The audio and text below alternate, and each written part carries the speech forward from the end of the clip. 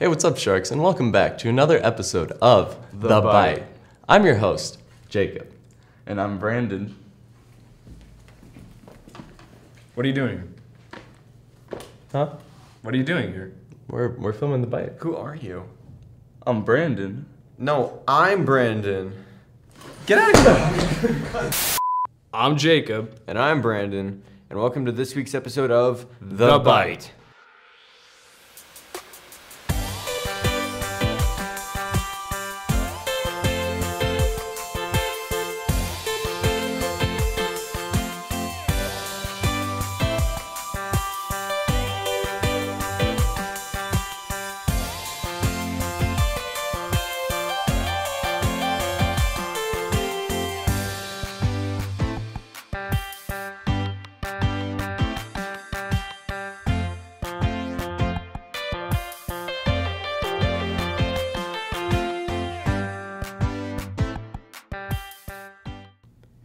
Hey Jacob, isn't a Tall Flags Club where they throw stuff in the air and catch it? No, Brandon, not at all. Words cannot describe how far off you are. Okay, well let's see what it's really all about.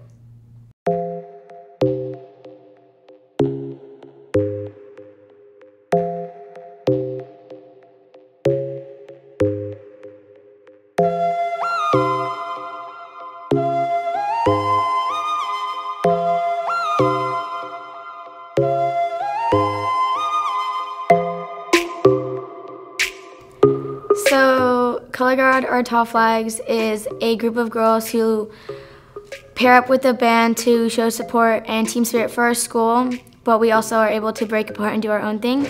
They perform with the band during first semester, so we'll compete in different marching competitions and we'll do field shows at home, obviously.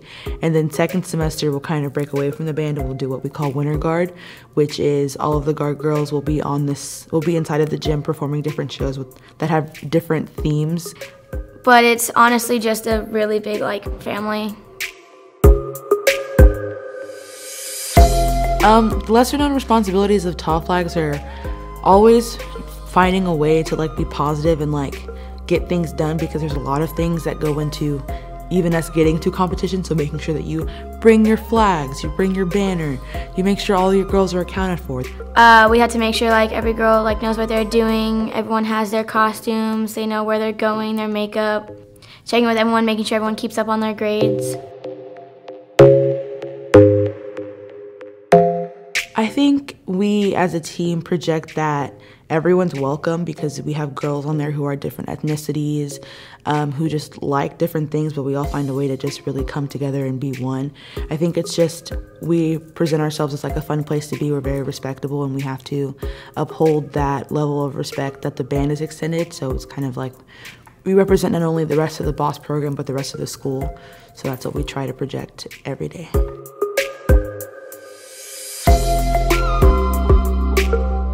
Earlier in the school year, we actually performed at one of the Disneyland parades, which is super fun. It's always been a really geeky childhood dream of marching down Main Street. Okay, so my freshman year, the band and the Guard members who decided to go, we went to Hawaii. So we ended up going to Waikiki and Kona to participate in two different parades, and we have 2 awards that are in the band room. My junior year, we ended up going to, as you all know, the Rose Parade, which was so fun. I mean, my favorite part was doing Band Fest, which is where we performed our halftime show for all of the people on the Rose Parade committee and all the people who came to watch. It was a preview for the parade, and they provided us with In-N-Out afterward, which was a blessing. And then this past year, the band performed at Carnegie Hall, and we were able to, as a color guard, we were able to go, and we got a lesson from a Broadway dancer from Aladdin. And then that same night we went to go see Aladdin, so it was really cool to be able to not only get the lessons from someone who's very experienced, but to then see how it's all put together with the costuming, the musical accents, and just the stage setting was really cool.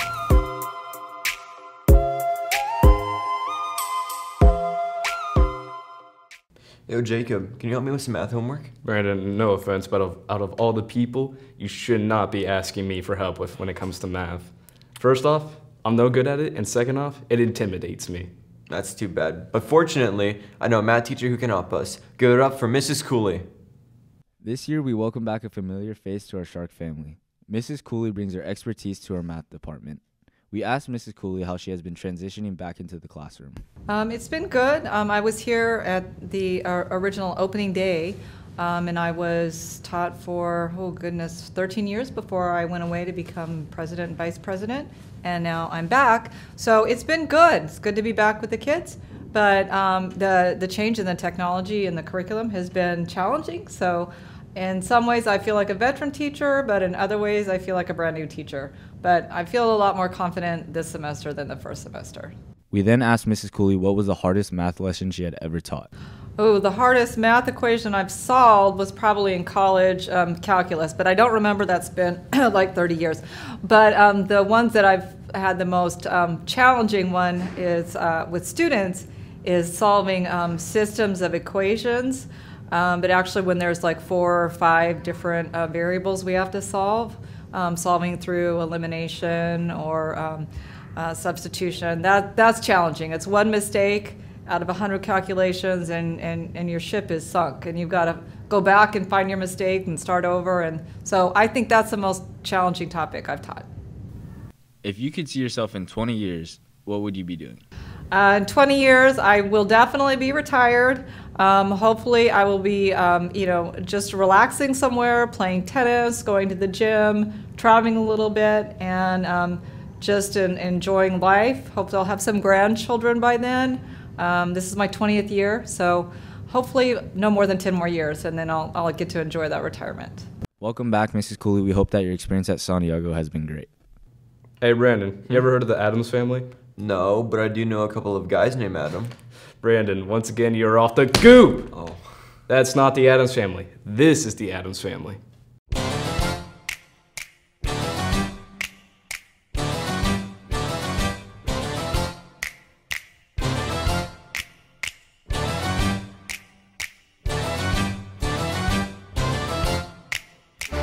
When you're an Addams, you gotta have a lot of passion. When you're an Addams, Wednesday and Lucas sitting in a tree. K-I-L-L-I-N-G. I don't have a sunny disposition. I'm not known for being too amused. My demeanor's locked in one position. See my face, I'm enthused. One normal night, that's all I want, that's all I need from you. One normal night, normal people on their way. Just one normal night. I'm crazier than you, I'm crazier than you, and live or die, I'll let you have control. I'm crazier than you, so say you love me too. From here on, you're singing to my soul. My soul.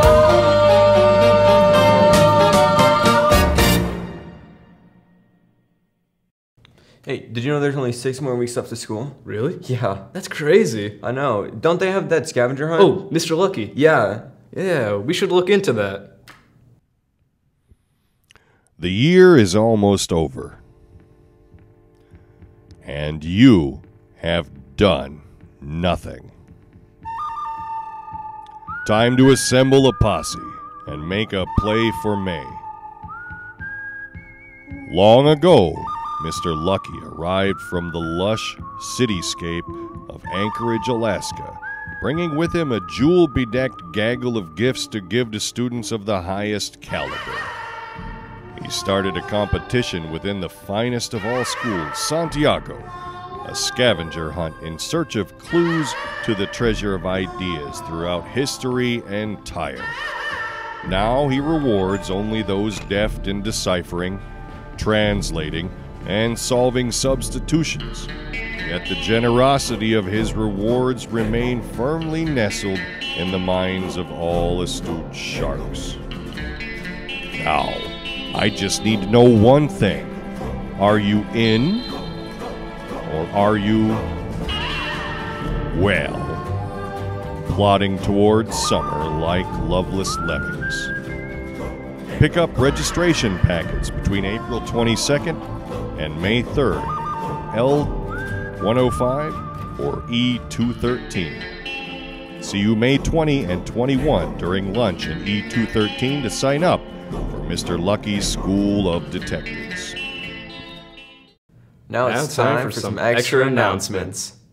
What up, Sharks? I'm here with Mihaela Perez and Lexi Roberts, and these are your extra announcements, Easter edition. Am I going the right way? Right side, right side, right side. Left side. Oh, I see it! Homework Club is hosted Monday through Thursday from 3 o'clock to 5 o'clock. Travel to the C building or C building. Prom tickets are on sale until April 24th. $80 with ASB, $80 without ASB. Travel to the F building. Santiago Boys Volleyball is hosting a summer skills camp for $50. The camp is July 29th to the 31st. Girls Volleyball is hosting a summer skills camp for $75. The camp is June 10th to 14th from 10 a.m. to 12:30 p.m. If you're interested in summer school, online registration is due by April 30th. Go down the huge staircase near P building. Okay, let's go. Then make a right. Addams Family Musical is on April 18th through the 20th in the theater. The golden egg is found where you park your bikes. Where do bikes park? Where's the egg? Oh! Oh my gosh, I got it. I'm not so dude. Winner. All right, well, that does it for this week's episode of The Bite.